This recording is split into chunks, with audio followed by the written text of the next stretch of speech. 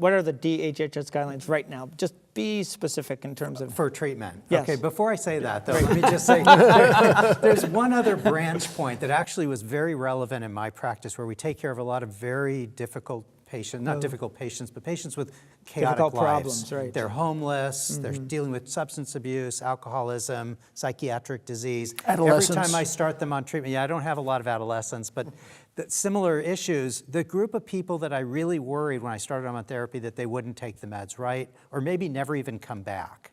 And for me, that used to be a big branch point. It sort of boosted PI versus other, but now with the data on dolutegravir's barrier to resistance, I'm perfectly comfortable moving forward with that. And bictegravir may turn out to be exactly the same way. We don't have as much data. So suddenly, like you say, all of those things that were important before with comorbidities and drug-drug interactions and now barrier to resistance have all gone away. And our preferred options really meet all of those needs. And Paul made the point earlier that the prevalence of integrase-associated resistance is very low. I still think that we should be doing resistance testing at baseline. Paul will argue against it, but I still think that there's a number of reasons why it's still valuable.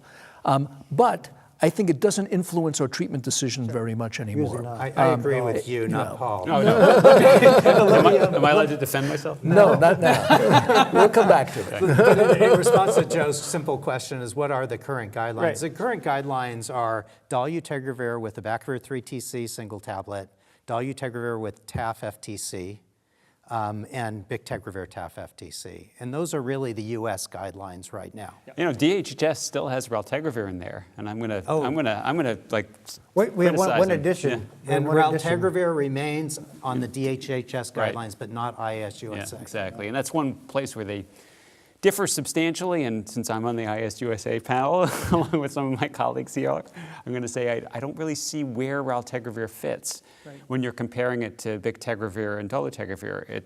It's 2 pills, it can't be co-formulated, resistance does occur, especially, 2-class resistance.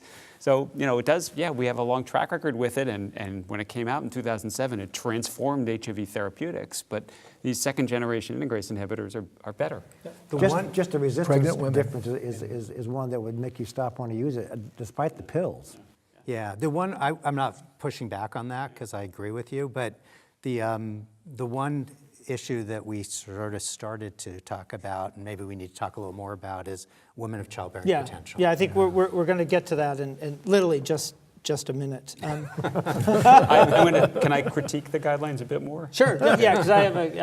I actually don't think there's much role for abacavir anymore. Yep. Abacavir was always a little less well tolerated than tenofovir, even independent of hypersensitivity, and the signals on cardiovascular risk are concerning enough that I probably wouldn't use it. And why use it? It really does not seem to have much of a role any longer. Yep. And then, so both raltegravir and abacavir kind of have It certainly doesn't fit down. if you read the guidelines. That